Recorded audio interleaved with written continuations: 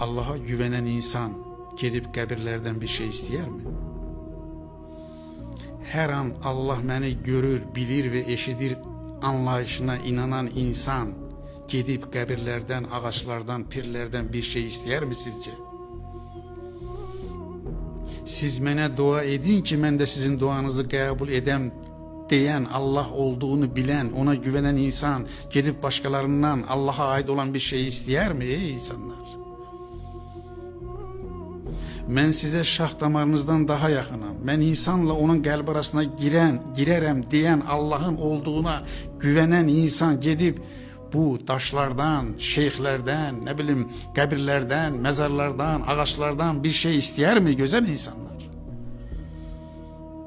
Bizim din anlayışımızda güvən sorunu var. Biz mümin olduğumuzu söylüyoruz. Mümin birinci şərti budur ki, mümin, baxın, güvənən insandır. Allah'a güvənir. Allah'ın onu hər an gördüğünü, bildiğini, eşittiğini bilir ve inanır buna. Özünü hər an Allah'ın huzurunda hiss edir.